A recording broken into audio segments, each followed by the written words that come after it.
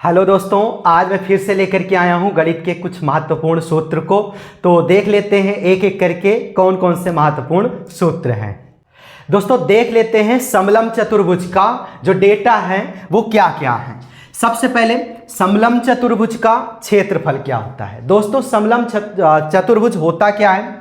समलंब चतुर्भुज जिनकी दो भुजाएं समांतर हों, जिनकी दो भुजाएं समांतर हों और दो भुजाएं जो हैं असमांतर हों, गैर समांतर हों। दो भुजाएं समांतर हो और दो भुजा जो है गैर समांतर हो और चारों भुजाओं का योग 360 हो, उसे हम समलंब चतुर्भुज कहते हैं। और याद रखिएगा दो समांतर, दो ही भुजा जो है समांतर होते हैं, दो भुजा समांतर नहीं होते हैं।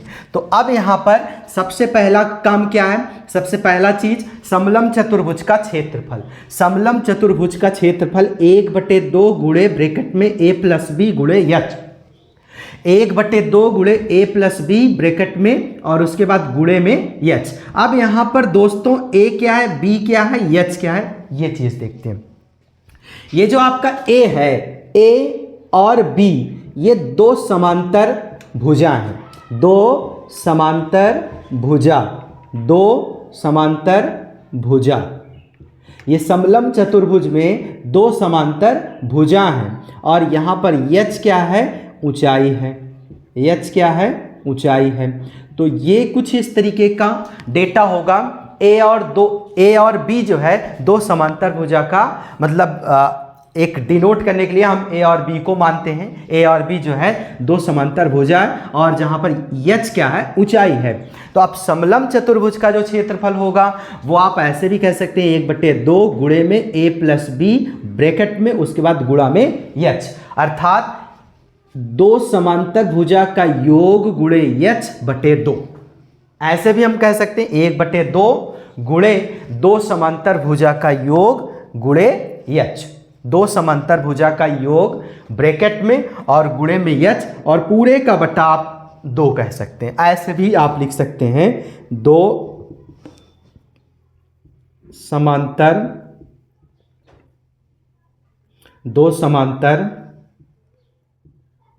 भुजा का योग ब्रैकेट में और गुणा में ऊंचाई और पूरे का बटा आप क्या कर सकते हैं, 2। ये भी आपका सेम वही चीज़ है, आप चाहे ऐसे याद कर लें चाहे ऐसे याद कर लें। समलंब चतुर्भुज का क्षेत्रफल 1/2 गुणे में a + b ब्रैकेट के अंदर और फिर बाहर गुणे में h, ये आपका समलंब चतुर्भुज का क्षेत्रफल होता है। और समलंब चतुर्भुज में दो भुजा समांतर होते हैं, जहां पर a और b को हम दो समांतर भुजा के रूप में जानेंगे और h को हम यहां पर ऊंचाई के रूप में जानेंगे। समलंब चतुर्भुज का परिमाप। अब चूंकि समलंब चतुर्भुज में चारों भुजाएं जो है अलग अलग होंगी, समांतर होने के बावजूद भी चारों भुजाओं का मान अलग अलग होगा।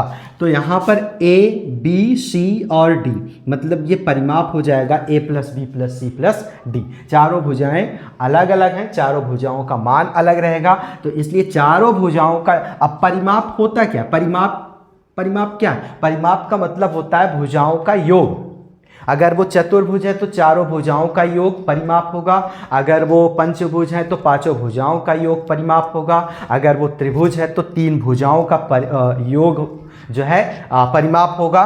तो भुजाओं के योग को ही हम परिमाप बोलते हैं। अब चूंकि यहाँ पर समलंब चतुर्भुज की बात हो रही है तो समलंब चतुर्भुज में चारों भुजाएं एक दूसरे के क्या कहते हैं, बराबर नहीं होते हैं, इसलिए जो है चारों भुजाओं का जो योग होगा वो a + b + c + d हो जाएगा। तो समलंब चतुर्भुज का परिमाप यही है। समलंब चतुर्भुज की भुजा, समलंब चतुर्भुज की भुजा क्या होगी। अब a और b आप क्या जानते हैं, a और b को आप दो समांतर भुजा जानते हैं। एक समांतर भुजा a है, दूसरा समांतर भुजा b है। तो अब समलंब चतुर्भुज की भुजा क्या हो जाएगी, 1/2 गुणे में ब्रैकेट के अंदर a + b, मतलब कि आप ऐसे भी आप इसको याद कर सकते हैं, दो समांतर भुजा का योग, दो समांतर भुजा का योग और पूरे का बटा 2। ये आपका समलंब चतुर्भुज की भुजा हो जाएगी। और अगर आप यहीं पे गुणा करके ऊंचाई भी रख देते हैं तो ये आपका समलंब चतुर्भुज का क्षेत्रफल हो जाएगा। सो मित्रों, उम्मीद करता हूं आपको समलंब चतुर्भुज का डेटा अच्छे से समझ में आया होगा। देख लेते हैं कुछ और डेटा को। आयत जो कि रेक्टेंगल होता है, आयत का क्षेत्रफल क्या होता है, आयत का परिमाप क्या होता है, आयत का विकर्ण क्या होता है। सबसे पहले आप जानते हैं आयत की आकृति कुछ इस तरीके से होती है। आयत की आकृति कुछ इस तरीके से होती है, जैसे माचिस का जो बॉक्स होता है, माचिस का बॉक्स आयताकार में है, माचिस का बॉक्स जो है वो आयताकार में है। अब ये आयत क्या होता है, आयत में आमने सामने की भुजा समांतर होती हैं, मतलब बराबर होती हैं। ये वाली भुजा इस वाले के बराबर, ये वाली भुजा इस वाले के बराबर ये होती है, मतलब दो भुजाएं बराबर होती हैं। ये वाली इसके बराबर, ये वाली इसके बराबर, तो ये क्या हो जाती हैं, आयत हो जाती हैं। और प्रत्येक आंतरिक कोण जो होती हैं, प्रत्येक आंतरिक कोण 90 होता है, 90 डिग्री का होता है। तो इस प्रकार आयत के कोणों का योग 360 होगा, आयत के कोणों का योग 360 होगा और प्रत्येक कोण 90 अंश का होता है। और दो भुजाएं समान होती हैं आपस में, चारों भुजाएं तो वर्ग की होती हैं, बट आयत में दो आमने सामने की भुजा बराबर होती हैं, बराबर भी होती हैं और साथ में समांतर भी होती हैं, बराबर भी होती हैं, इक्वल भी होती हैं और पैरेलल भी होती हैं आमने सामने की भुजा। इसकी समांतर ये वाली है, इसके समांतर ये वाली है और साथ में इसके बराबर ये वाली है, इसके बराबर ये वाली।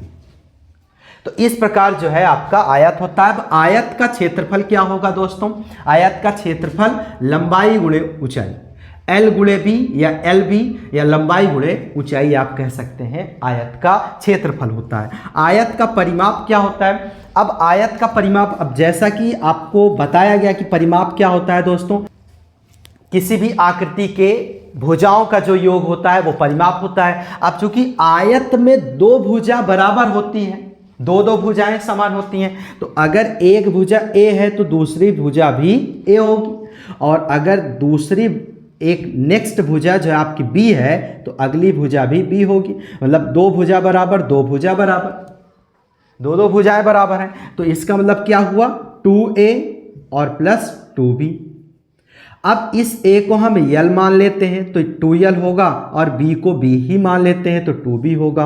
अब 2l प्लस 2b, मतलब कि ये परिमाप हो जाएगा, अथवा दोनों में है कॉमन है तो 2 को बाहर कर दो, l प्लस b हो जाएगा। तो इस प्रकार आयत का जो परिमाप होता है 2 ब्रैकेट के अंदर बाहर और ब्रैकेट के अंदर l प्लस b, ये आपका आयत का परिमाप हो जाएगा। तो आयत का परिमाप 2 ब्रैकेट के अंदर लंबाई प्लस चौड़ाई अथवा 2l प्लस 2b, तो ये आपका क्या हो जाएगा, आयत का परिमाप। आयत का विकर्ण, आयत का विकर्ण क्या होगा दोस्तों, आयत का विकर्ण under root l square plus b square, under root l square plus b square, या अंडर रूट लंबाई का स्क्वायर प्लस चौड़ाई का स्क्वायर, ये क्या हो जाएगा, आयत का विकर्ण हो जाएगा। उम्मीद करता हूं आपको ये भी समझ में आया होगा।